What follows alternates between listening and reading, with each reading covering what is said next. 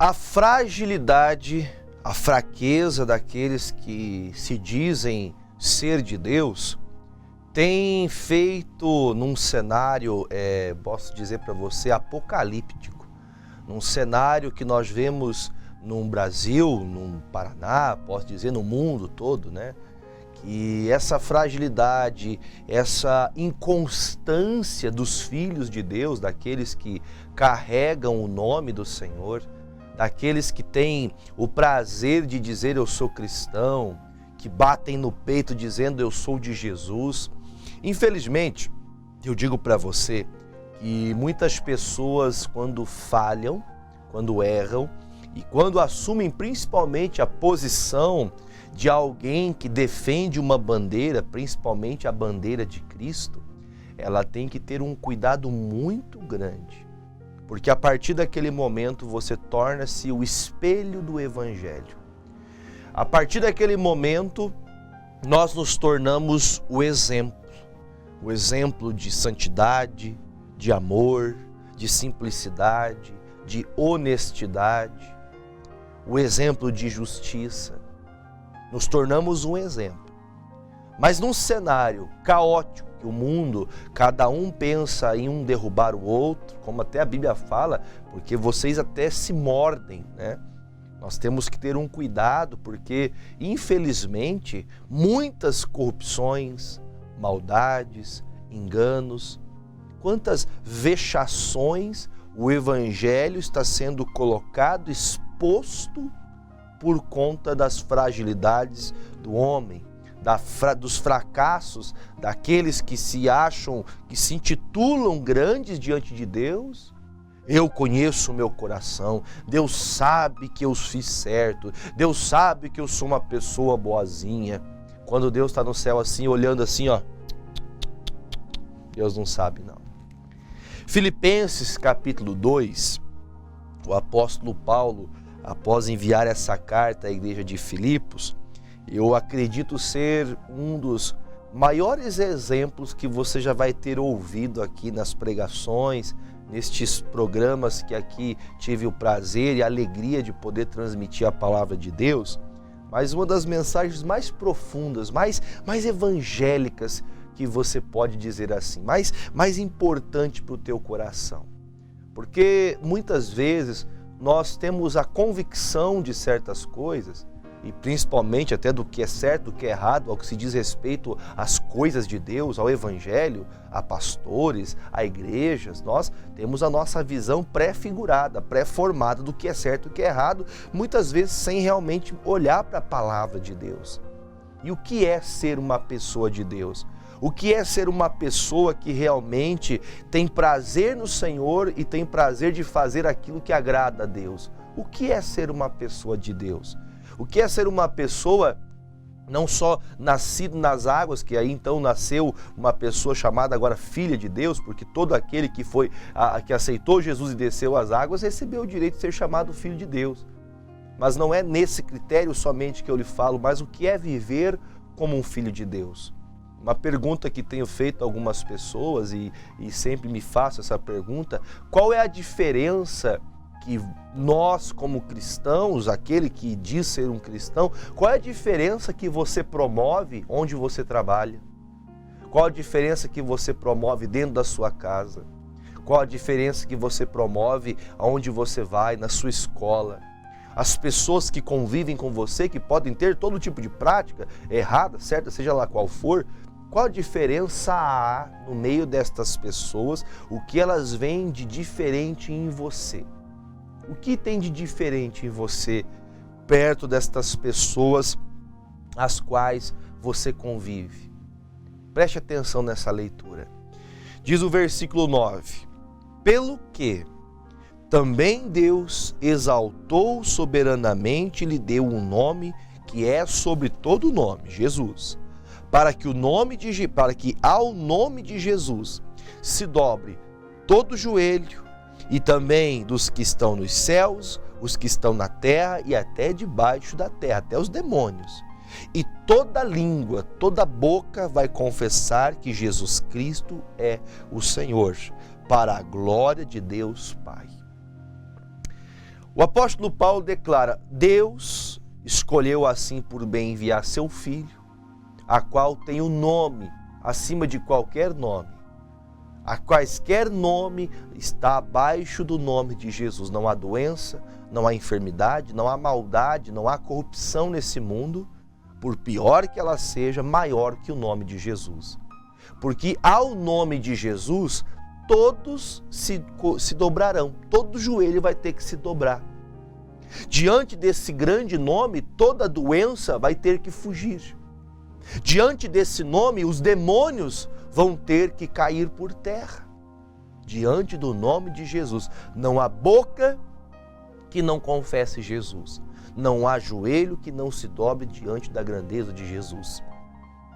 Paulo, sabendo disso, que é ao nome de Jesus que tudo se dobrará, que todo orgulho, toda vaidade cairá, ele fala isso aqui como alerta para mim e para você. Aí ele fala: de sorte, versículo 12, de sorte que, meus amados, assim como sempre obedecestes, não só na minha presença, mas muito mais agora na minha ausência, assim também operai a vossa salvação com temor e tremor. Eu digo para você que sinto nas palavras do apóstolo Paulo como se fosse o meu pastor. Escuto este versículo, leio para você e tenho para mim como se ele fosse o meu pastor, e eu temo e respeito a voz dele, porque isso são palavras que saiu do apóstolo Paulo. Creio que o Espírito Santo dirigia ele nesse momento, e essas palavras aqui estão dispostas a nós para que entendamos. O Paulo dirige essa carta para a igreja de Filipos, os filipenses recebem essa carta, e eles, quando fazem a leitura, eles começam a entender. O Paulo, lá do outro lado, lá numa prisão, ele envia essa carta e dizendo para eles: olha, gente, de sorte que vocês, reconhecendo o nome de Jesus, como vocês já sabem, vocês aprendam a obedecer o que vocês já sabem que deve ser feito. Você sabe que não deve matar, não deve mentir, não deve adulterar, não deve enganar, não deve ser corrupto, não deve ser mau, não deve ser uma pessoa que tenta afanar aquilo que não é seu. Tantas quantas coisas que vocês já aprenderam. Olha, ele fala com clareza: vocês sempre obedecem. E louvado seja Deus por aqueles que obedecem à palavra, que obedecem às suas lideranças. Porque aqui é um pastor que não tem condição de fazer nada.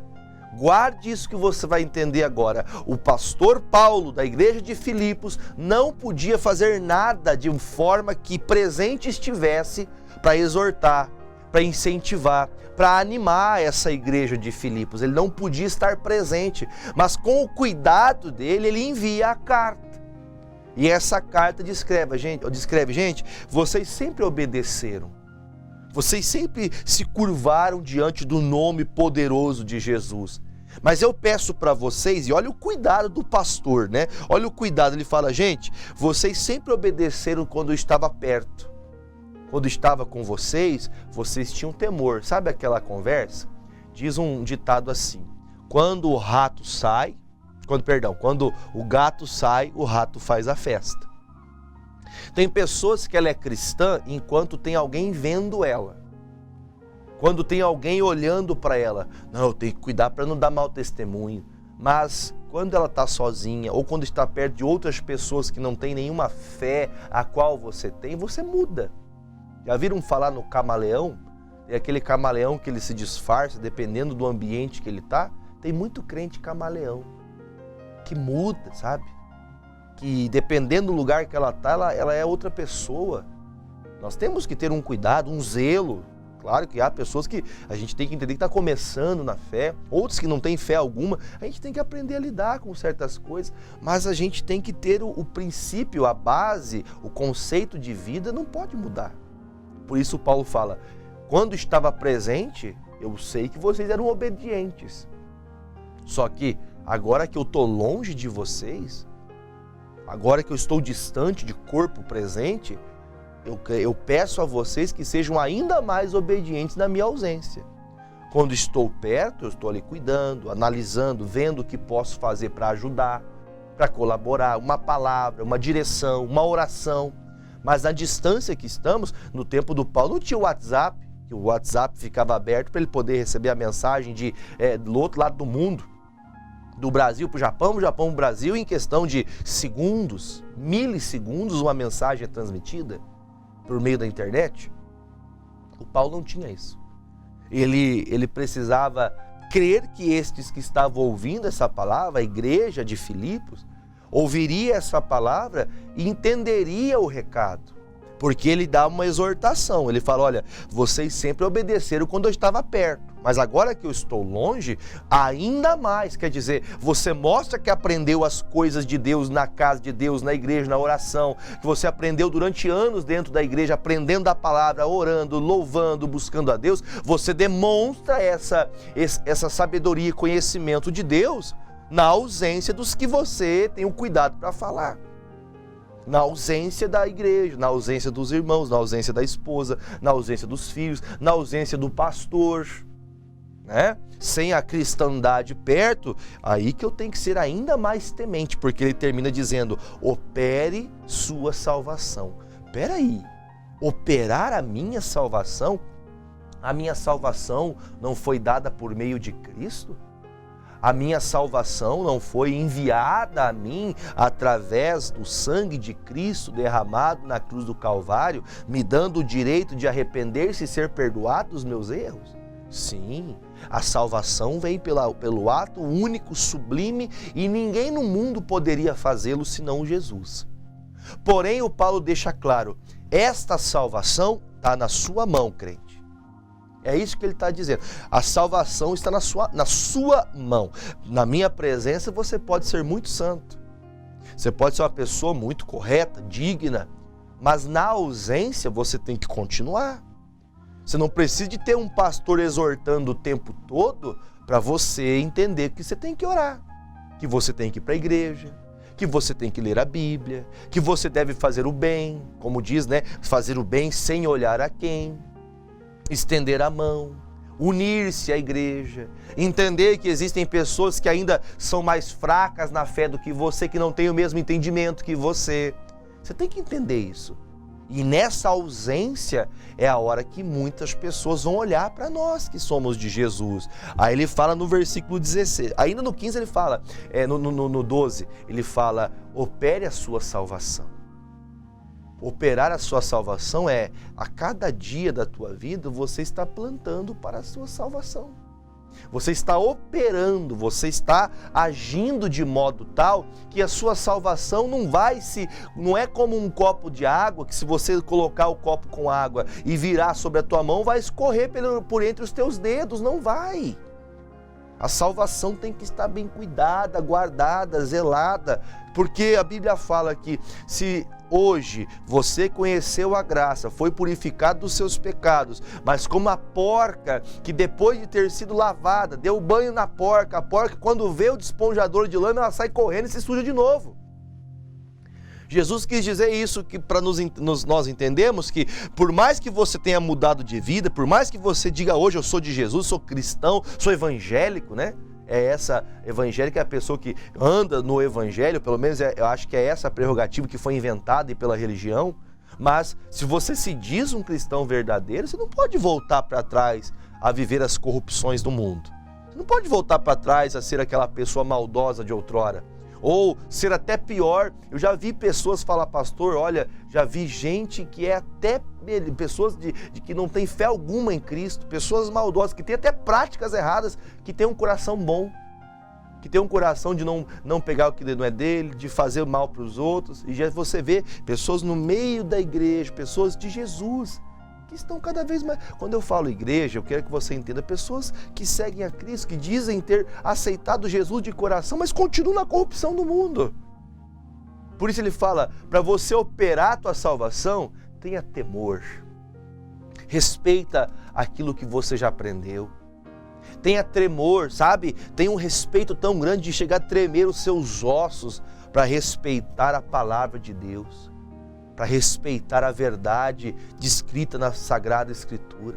examine a palavra de Deus, reconheça a grandeza da palavra, porque o versículo 13 fala assim: porque Deus, Ele é o que opera em vós, em mim e você, tanto o querer como o efetuar, segundo sua boa vontade. O desejo de buscar a Deus, de fazer a coisa certa, não é só teu, isso nasce de Deus. O Espírito Santo de Deus te faz você desejar fazer a coisa certa, mas a tua carne, a maldade que tenta operar em você, tenta de todos os meios corroborar para destruir de você a verdade de Jesus, tentando afastar o evangelho verdadeiro do seu coração. Eu posso lhe mostrar o seguinte, vamos fazer assim, ó. Leia o 14 comigo e nós vamos vamos examinar lá no livro de Reis. O 14 fala assim: fazei todas as coisas sem murmurações e nem contendas. Parando aqui, vamos comigo no livro de Reis. Esse caso muito conhecido na Bíblia, a Bíblia diz que o Naamã, ele era chefe do exército, o general chefe do exército da Síria, a qual Deus dera tantas vitórias para a Síria pelas mãos de Naamã. Naamã era um grande chefe de exército, porém ele era um homem leproso, o qual, numa dos saques e discussões e contendas com Israel, ele leva uma das meninas que estava Israel presa e chega na sua casa e deixa ela como uma escrava.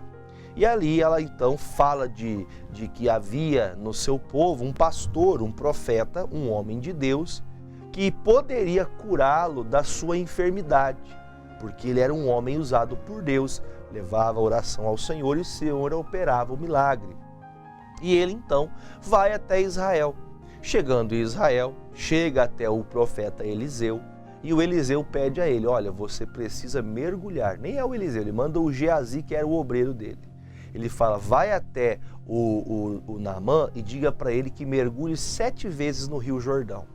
E ele vai, muito bravo, irado, mas os seus companheiros até exortaram: olha, Naamã, se fosse outra coisa o senhor faria, tal, vai lá, o que custa o senhor mergulhar 7 vezes? Ele precisou tocar, ele precisou fazer alguma coisa. E ele foi, mergulhou as 7 vezes. Aqui nós começamos do versículo 14 agora, a partir do 14 diz assim: então desceu e mergulhou no Jordão 7 vezes, conforme a palavra do homem de Deus, o profeta Eliseu, e a sua carne tornou como a carne de um menino, e ficou purificado, foi curado. Então voltou ao homem de Deus, ele e toda a sua comitiva, e veio, e pôs-se diante dele e disse: eis que tenho conhecido que em toda a terra não há Deus, senão em Israel. Agora, pois, te peço que tomes bênção do teu servo, presentes. Porém, ele disse, aqui o Eliseu fala, agora o pastor toma a vez e fala: vive o Senhor, em cuja presença estou, que a não tomarei. E instou, ele continuou instando com ele, para que tomasse, mas ele recusou. Ele disse: olha, eu não quero nada do que é teu. Eu acho bem importante parar e explicar isso para você. O Naamã, após ter sido curado, ele com gratidão, eu acho que bonito da parte dele ter essa gratidão, mas ele achou que poderia pagar a cura. Não é como o médico que você paga a consulta e vai lá e se consulta com ele. Não, ele entendeu que deveria pagar, mas o profeta disse: o que você recebeu não foi de mim, foi de Deus. Eu não quero ganhar nenhum presente teu, você não precisa pagar nada para mim. Pense no que está acontecendo no cenário brasileiro, político, por exemplo. Pessoas que teriam tudo para mostrar a Cristo na sua vida, que muitas vezes leva, palavras, ensinamentos, práticas que fazem muitas pessoas se arrependerem de olhar para a vida cristã, porque parece ser tudo uma mentira.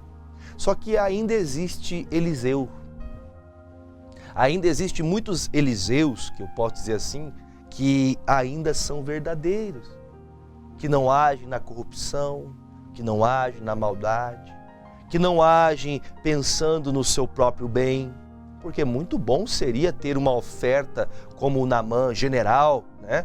Ele trouxe uma oferta grande, ele tinha dinheiro para poder abençoar, dar ali uma oferta para abençoar o Eliseu, que vivia de doações, tá? Só para você se lembrar. Por isso que eu não gosto de igreja, porque esse negócio de dar dinheiro para pastor. Escuta o que eu vou lhe falar. Se você voltar 2 capítulos atrás, você vai ver o Eliseu sendo alimentado por uma senhora na cidade chamada uma senhora sunamita, que alimenta o Eliseu, porque todo dia que o Eliseu subia para orar, ela ficava olhando com o marido dela na janela e falava ela e seu marido falavam: puxa, esse homem é um homem de Deus, ele sempre está orando, está sempre buscando a Deus por Israel, está sempre levando a palavra, vamos ajudar ele, o caminho dele é longo, é distante o caminho que ele tem para fazer, vamos alimentar. A Bíblia diz que ela fez um quarto na casa dela. Ela e o marido se disporam para pôr um quarto na casa dela, colocavam pão, colocavam comida, deixavam uma vela acesa para que ele pudesse meditar nos pergaminhos. Você veja que a oferta que era verdadeira para a obra de Deus era usada para recurso para que a obra fosse mantida, para que o Eliseu continuasse de pé.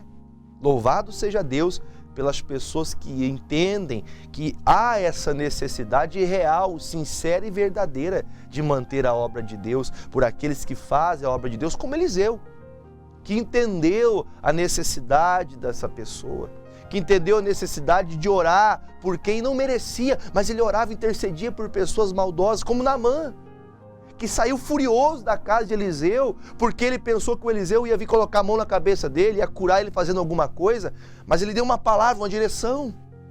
E depois de entender, ele vem: eu quero te dar um presente. E quando o presente chega até ele, fala: eu não quero nada teu. Pode voltar para tua casa em paz, porque o que você recebeu foi de Deus. Olha que linda esse momento desse cristão verdadeiro, posso assim dizer, um homem de Deus de verdade, com alguém que tinha a fé em outros deuses, que nem cria em Jesus, que nem acreditava que as pessoas podiam ser de bem. Agora ele vê um homem de Deus de verdade mostrando Jesus. Olha o que está acontecendo. Agora olha o que Naamã vai falar. E disse Naamã: seja assim contudo, desse a este teu servo uma carga de terra de um jugo de mulas, porque nunca mais oferecerá a este teu servo holocausto nem sacrifício a outros deuses, senão ao Senhor, a Deus.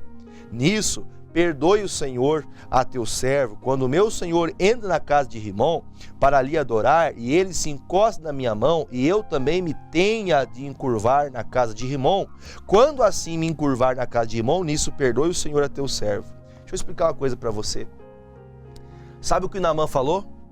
Aquela atitude da cura não falou tanto no coração de Naamã quanto a atitude de não querer nenhum dinheiro, nenhum benefício em troca de um milagre. O milagre foi importante para ele, mas mais importante foi a postura.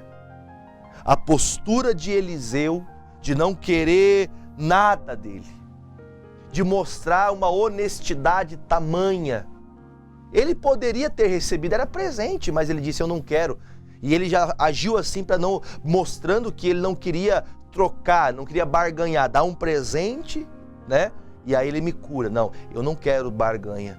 Você volte para a tua casa em paz, porque Deus te curou. Agora, o que acontece, Naamã fala: olha, eu vou voltar para a Síria, porque eu tenho um trabalho lá, eu sou general lá. E o meu senhor, no caso, o rei de Naamã, quando ele se prostrava a Rimom, que era um deus estranho que eles adoravam, né? Eles chamavam de Deus, os seus deuses na Síria, o Naamã disse: eu vou voltar ao meu trabalho, mas quando o meu patrão se curvar diante dos seus deuses, eu não vou me curvar mais, porque a partir de hoje a minha vida é do Senhor, o seu Deus. Olha que lindo isso. Lembra o que aprendemos lá em Filipenses? Por causa que todo nome confessará o nome de Jesus. Toda língua confessará o nome de Jesus. Todo joelho vai se dobrar diante de Jesus. O Paulo está dizendo: olha, gente, na minha presença vocês faziam as coisas com obediência. Tem gente que enquanto ela está na igreja, enquanto ela está lendo a Bíblia, ela diz que não, eu sou de Deus, sou de Jesus. Mas quando vira as costas, ela vira uma pessoa totalmente diferente do que ela diz. E eu vejo que a atitude sincera, uma atitude justa de Eliseu fez que Naamã se convertesse. Naamã disse: agora eu só sirvo ao Deus de Israel, ao Senhor dos senhores. Eu só sirvo a Ele. Não foi por causa da cura. A cura o alegrou, mas a postura de um homem de Deus de verdade fez ele acreditar que valia a pena ser de Deus, valia a pena servir esse Deus, porque esse Deus é verdadeiro, é um Deus justo.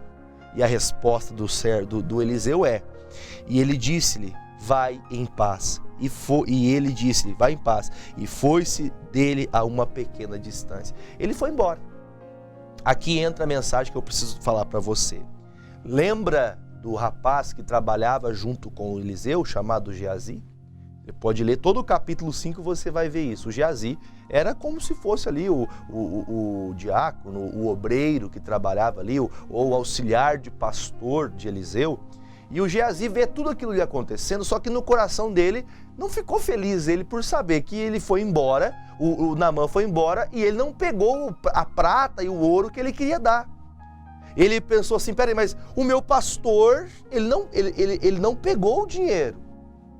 O meu pastor deixou o presente, peraí. Tem alguma coisa errada. Ele agiu contra o seu líder, o seu pastor, que era o Eliseu, o seu profeta. Agora ele faz isso aqui, ó, versículo 20. Então Geazi, moço do Eliseu, homem de Deus, disse: eis que meu senhor impediu a este Sírio Naamã que da sua mão desse alguma coisa que trazia, porém tão certo como vive o Senhor, que hei de correr atrás dele e tomar dele alguma coisa. Eu digo assim para vocês, o Geazi, ele não entendeu o recado. O Geazi aprendeu com Eliseu, trabalhava com Eliseu, e ele não entendeu que o que Eliseu fez era, na verdade, algo que era muito além do que o dinheiro podia comprar. Ele não entendeu que o Eliseu ganhou o coração de Naamã. E o coração dele foi ganho não para o Eliseu, mas para Deus.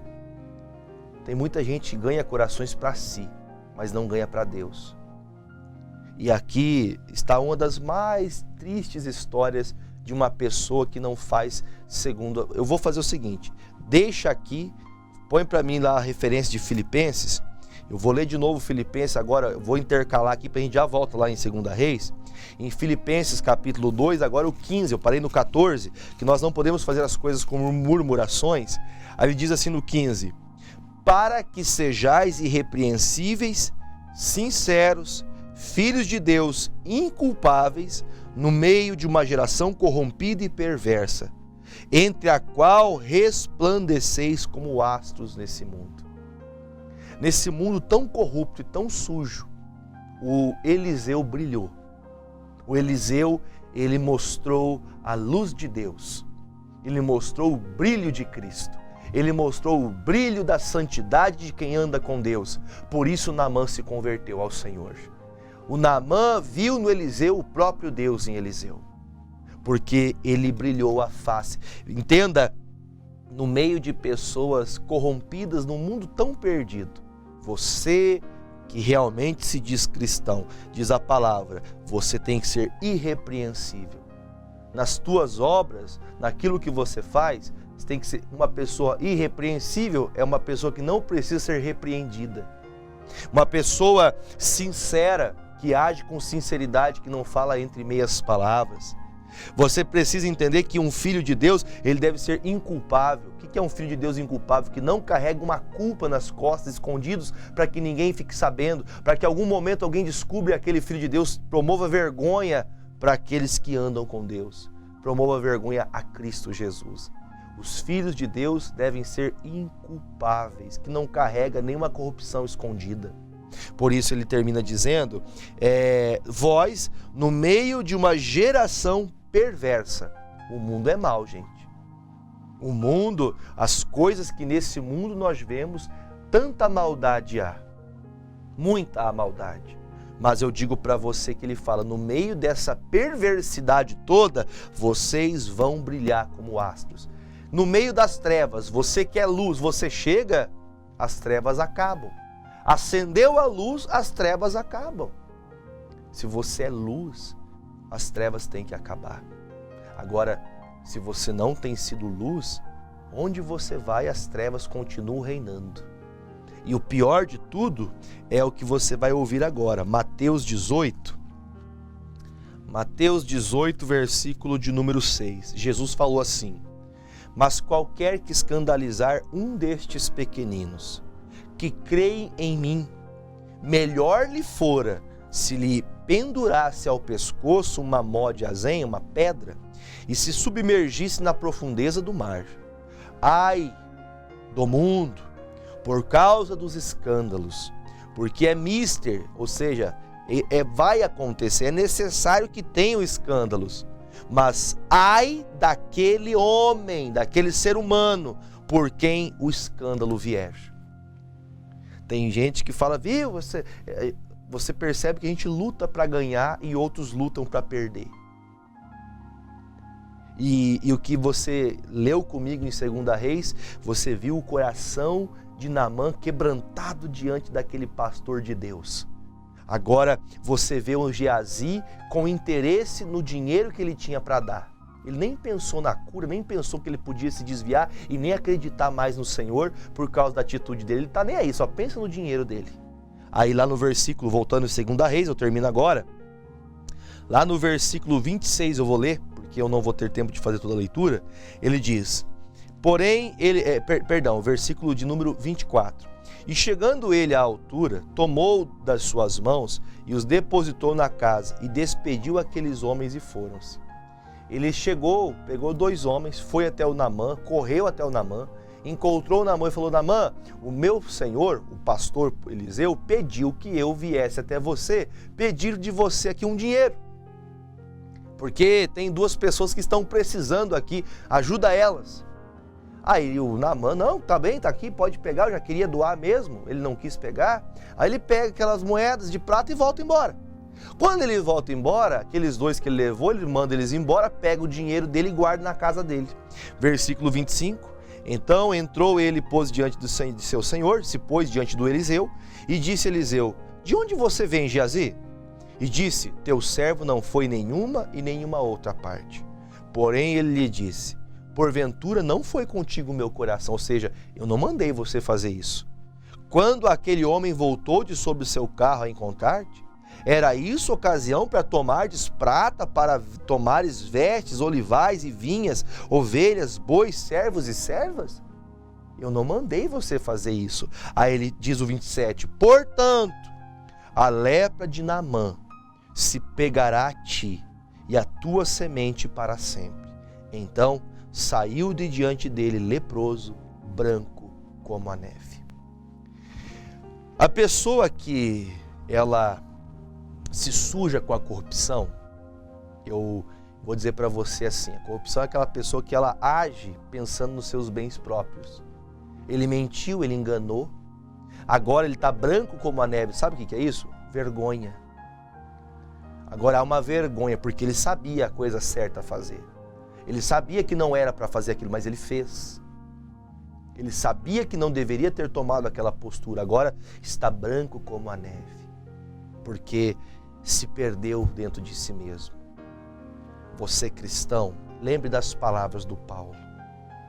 Você obedece de perto, mas ainda de longe, obedeça ainda mais, operando tua salvação com temor, com tremor, porque no meio de uma geração que está totalmente corrompida, uma geração perversa, uma geração corrupta, nós, o povo de Deus, temos que brilhar como astros. Sabe o que um astro faz? Um astro lá no céu, as estrelas são chamadas de astros. Na astrologia, nos estudos das estrelas, da galáxia, astro é uma luz. Nós temos que brilhar a luz de Deus, para que caia por terra todas essas escamas maldosas do mundo.